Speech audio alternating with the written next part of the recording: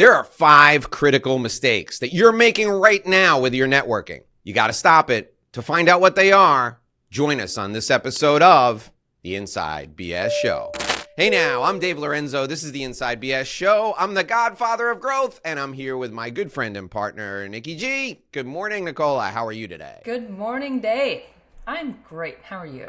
I'm fantastic, thank you. We've got the 5 critical mistakes that business leaders make when they're networking, and they got to stop making them. We're going to jump right into the topic before we tell some stories. Mistake number one that people need to avoid. Nikki G, tell them what it is. Mistake number 1 is it is not about you. It is all about them. It's always all about them. That's fantastic. Give me an example of what you're talking about. You go to a networking event, you walk up to somebody that you are looking forward to introducing yourself to, and you immediately proceed to start talking about yourself. Let me tell you what I do for a living. Let me tell you about what I did today.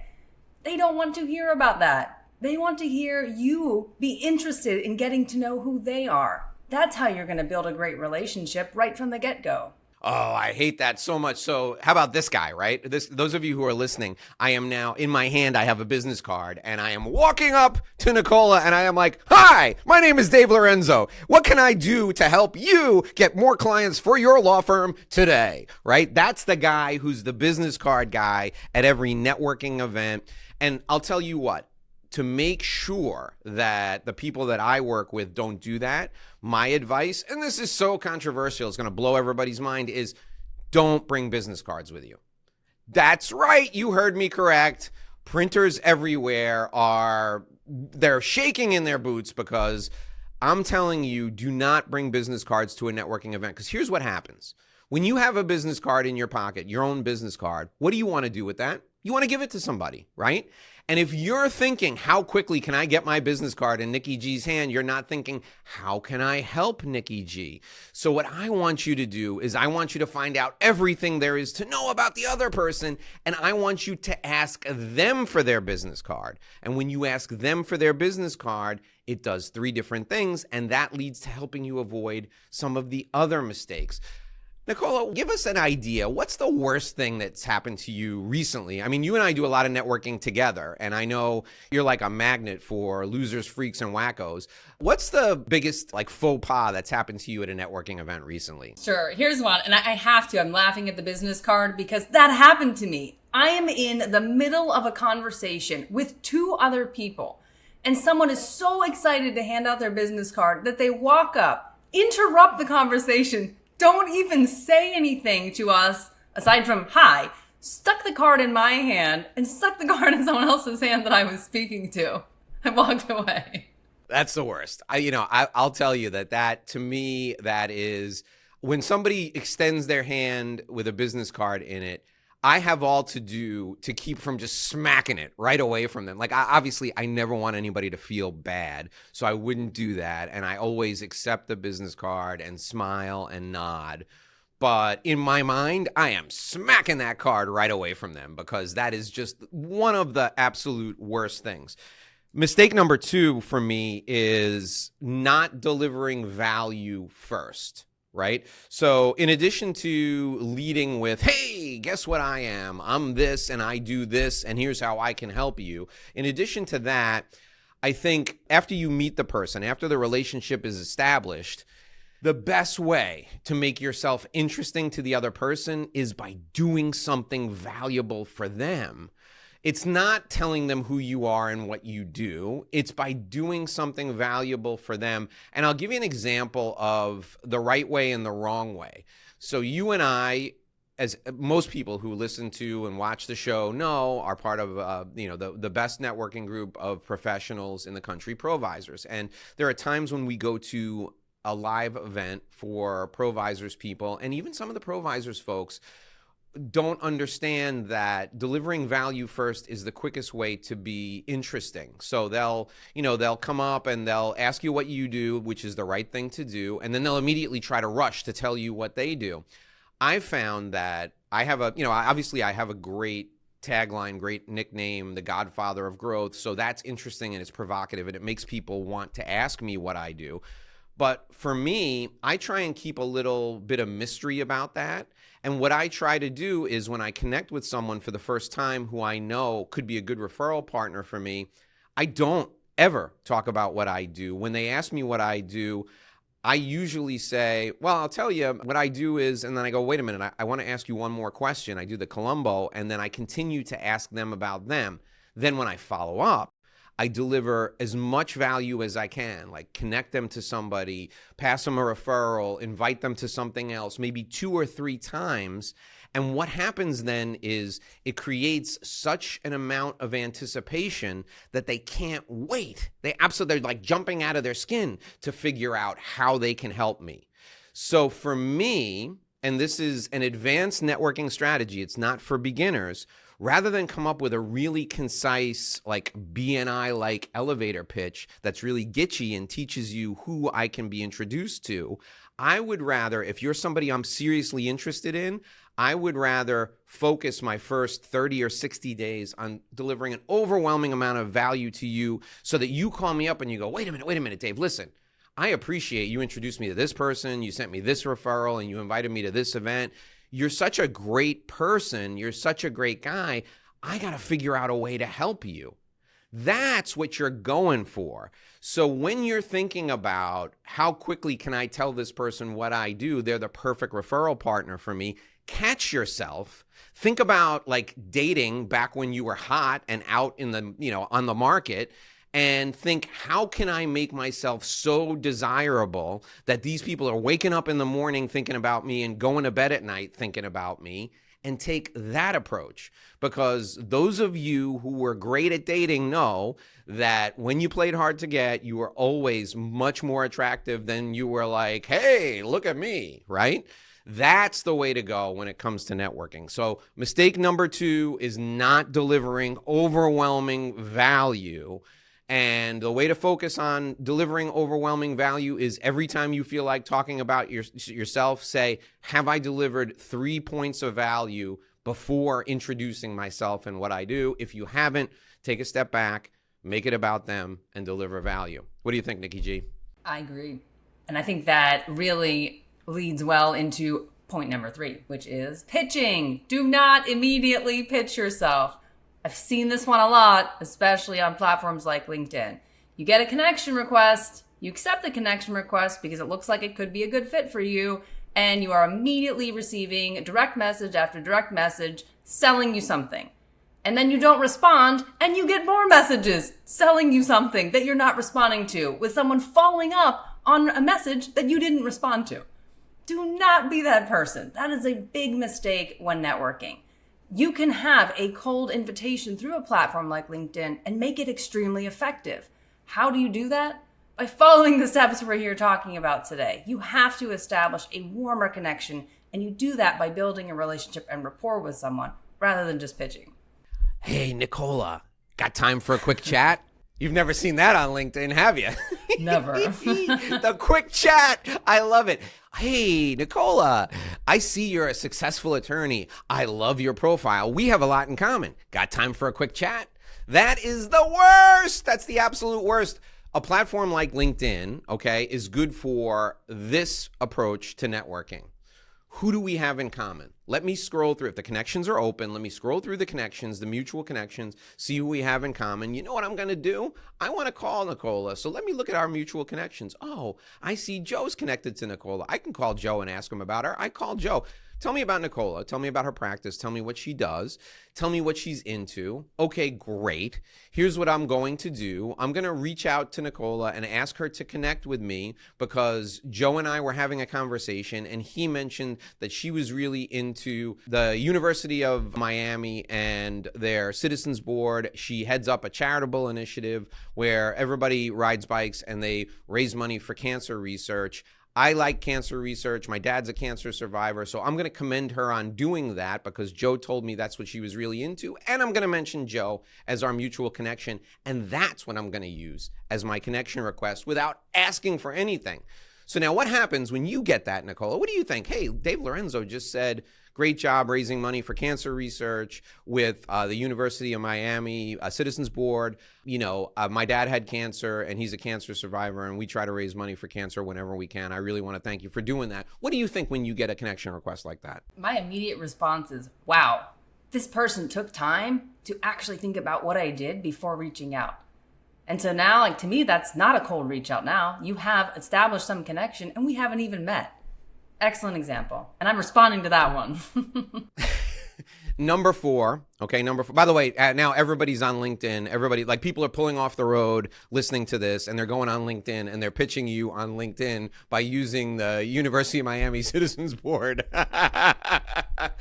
Number four, the number four mistake is not being human, right? So I am, if nothing else, I am a flawed individual. So I love to approach people by pointing out something that we have in common that proves that I'm human by demonstrating some vulnerability.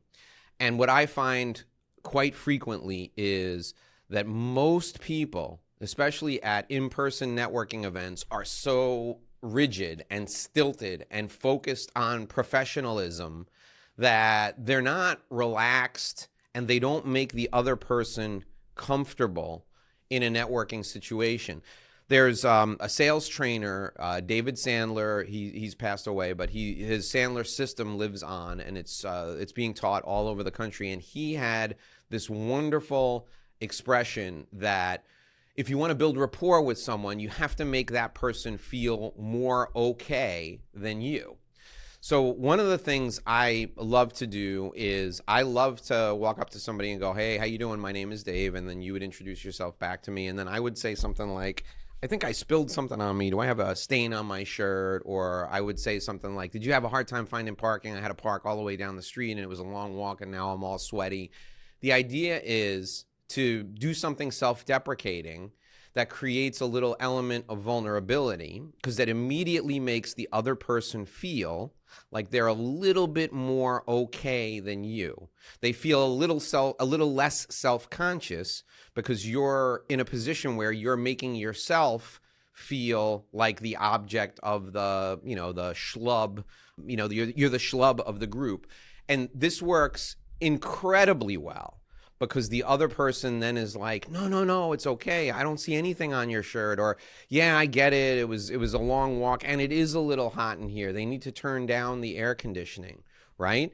And I'll tell you a great story about this. So I go to a networking event with my friend Layla one time. And actually, you and I know another person who, the three of us walked in, Barry, our friend Barry. So Layla, Barry, and I walk into this networking event, and we walk into this room and it stinks. It smells terrible.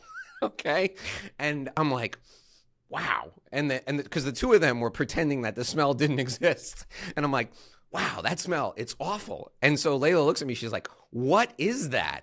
And Barry's looking around and I go, you know what that is? That's Legionnaire's disease. And immediately, like, the 5 or 6 people around us just broke up laughing.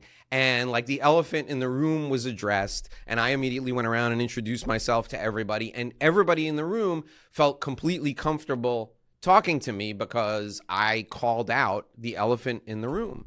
The other example I'll give is the story that I told to you and our friend Mike Foster the other day at lunch. I had vertigo. I was going to a meeting and I stumbled and I fell into a fountain and I was soaking wet walking into a pitch meeting to pitch for business. I tell that story to someone, no matter what they do, no matter how self-conscious they feel, they never feel like as big a fool as I was the day I fell into the fountain. It immediately disarms people. It immediately makes them feel comfortable. So a mistake that you're probably making right now is not being human. Be human, approach people like you would approach them if you're in the car line to pick up your kid, or if you're, waiting to get coffee at Starbucks and you're just like, can you believe they haven't figured out a way to keep this line moving? Be human. So much easier than trying to be professional and saying, hi, I'm Joe. What do you do? What do you think, Nikki G? I agree. And you think back on events that you've been at, and you realize exactly what you're describing is that there's an easy way to make a connection with someone you don't know. Instead of walking up and saying, hey, I'm Nicola, this is what I do. Find common ground. Common ground can be the room you're in together. It can be the park, right? The valet parking outside. It can be something, an experience that you've already shared with the people in that room. It's a great way to initiate a conversation with someone you don't know. You immediately will start feeling more comfortable about having that conversation. I think a lot of people perceive networking to be this frightening experience at times. That helps you get through those moments. And as soon as you find a quick common ground, you'll be comfortable. Yeah, I think you're right. And there are three things, like I get people come to me all the time and they say, hey, small talk. How do I make small talk with people? I hate networking because I can't make small talk. Three things you can use to make small talk, right? Kids, pets, and hobbies. Kids, pets, and hobbies, right? And it's always safe to start with like pets, right? And for me, I have 2 dogs. I walk in and I'm like, do you see any dog hair on is there any dog hair here? And they're like, dog hair, what kind of dog you have? Boom, you're off to the races, right? And even if they don't play along and say, dog hair, what kind of dog you have, you're immediately being self-deprecating. You're immediately giving them an opportunity to say, oh, no, you're fine. You're immediately making them feel a little bit more okay. All right, so Nikki G, give us number 5. What is mistake number 5 that people make when they're networking? Mistake number 5 is a critical one. Please listen in. Not following up. Biggest mistake of networking. You've made these great connections, but then you failed to follow up with the person. Yeah. So the intro in networking, when you first connect with someone and you have this great rapport, you got a little banter, and you think to yourself, this is somebody who's really good that I could potentially do business with. That's even the pre-appetizer. That's not even the appetizer. The relationship develops after you follow up. So my point about not bringing business cards really absolutely forces you to focus on the follow-up. So Nicola, tell us, how do you follow up after a networking event when you've connected with someone and you're like, this could be somebody really great who I could do business with? What's your follow-up strategy? Sure. So my follow-up strategy is it's not just one follow-up. The initial one is really important. That initial one will always contain something that person shared with me in our conversation. Be thoughtful about it. Not just, great to meet you, really excited about what you do. Talk about something personal that they shared with you. Hopefully you have walked away from that conversation with something unique about them that you couldn't find by searching and reviewing their bio on the internet. So you find something personal, put that in your follow-up. I always receive a very warm reception to that. And that point forward, you should be thinking about, what's my next follow-up going to be? And what is the timing of that next follow-up? Because you don't want to follow up so frequently that now you are being perceived as pestering this person. But you want to be, what I like to say, appropriately persistent with them. You want to make sure that you're continuing to follow up. And when the timing is right, you may get that big opportunity to work with that person in some capacity. I think that's great. I love those first 2 steps. So for me, it's exactly the same. Immediately after the event, I go back to my computer. I try to avoid typos, sometimes not possible. No, I'm just kidding. I try to avoid typos and I type a little email message. So great to connect with you. I really enjoyed the time we spent together. I have a couple of ideas for how I may be able to help you. Would this introduction be valuable to you? And I'll put a little blurb in there about somebody I want to introduce to them. Let me know. And then I make sure that my email signature contains my name, either my tagline, the Godfather of Growth, which I put in my email signature, or the name of my company, which, since my company has the same name as me, I don't really include that. But if you work for a company that's different than who you are, you want to put your company name in there, your phone number, and then it's probably a good idea to put the email address below the phone number. And here's the reason why. Even though you're emailing the person from your email, they can copy and paste that then into their contacts, right? So my first follow-up is always, it was so great talking to you. Hey, based on our conversation, my friend Nicola may be a good introduction for you. Here's what Nicola does. Should I connect you with her? Let me know. And then my contact info in the email.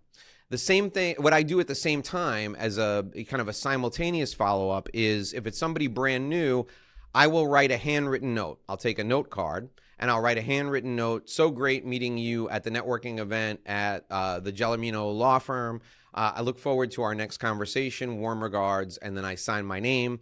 That's when I will actually throw a business card in the envelope so that in case there are still people out there who like physical business cards, in case they're, a kinesthetic person and they like to touch and feel stuff. I throw the business card in the envelope, I hand address the handwritten note, and I mail it out the same day I send the email.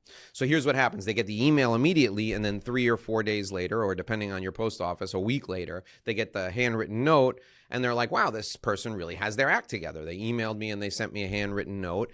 By that time, they've responded to the connection that I want to make for them, right? If they say yes, I make the connection. So that's touch point number 3.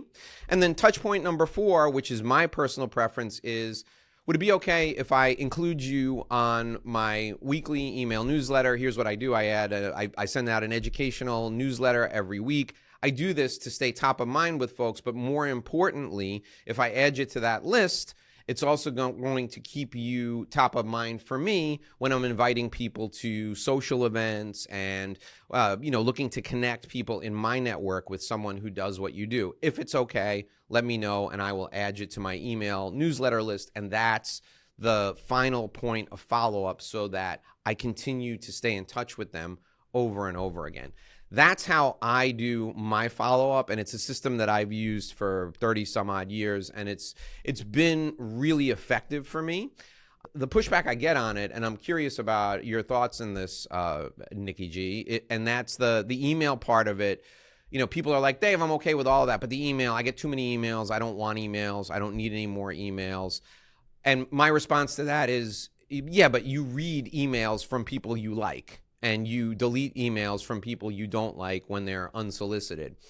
Nicole, you're a lawyer and you get a lot of emails. What are your thoughts about all that whole system and the email thing at the end?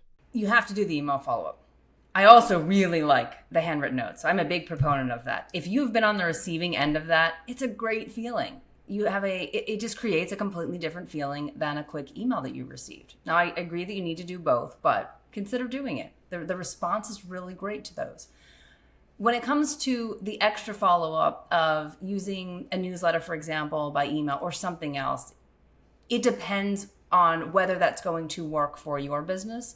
And you need to know who you're sending this to. If it is someone, for example, in my space, if it's a general counsel, that person may not want to be receiving all of these emails associated with a newsletter. So you have to ask. And you mentioned that. Make sure you ask before you just put them on some sort of mailing list, whoever that person is in your audience.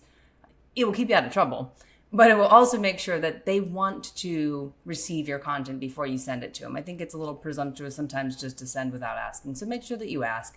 And I think having a system in place, whether it's the email, the note, and the newsletter by email, or it's something else, is important. So you kind of have to take a look at what will work best for you, but put the system in place, because it's not just one point of follow-up, as we both mentioned. It's having a system of follow-up, because sometimes these relationships can take weeks, months, years to turn into a piece of business, right? Or to turn into something really big. I've seen it. It can take years.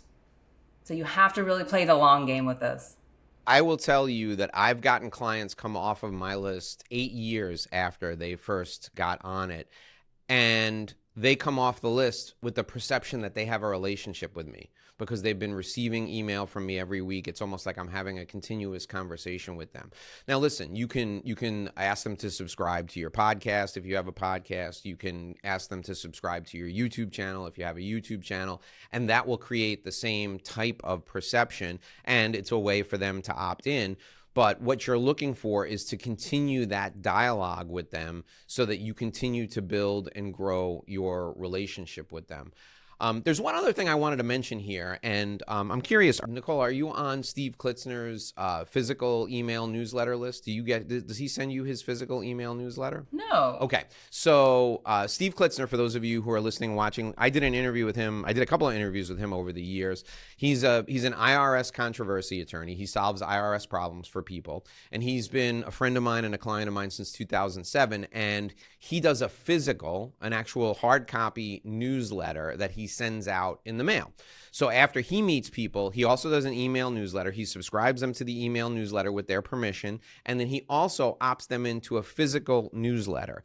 And we look at his client, lawyers call it origination. We look at his new client origination every month, and he regularly gets it's a consistent stream of clients who are on his physical newsletter. Some of them actually walk into the office holding the newsletter in their hand.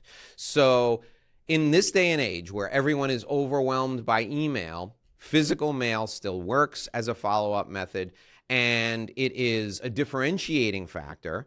Many people don't do it because it's an expense and it's not insignificant, but it is a reliable way to build relationships, and it's a reliable way to create new client activity. So you can add that as kind of a fifth step to your follow-up method if you want, but follow-up is essential when it comes to networking. So those are the 5 networking mistakes that most people make.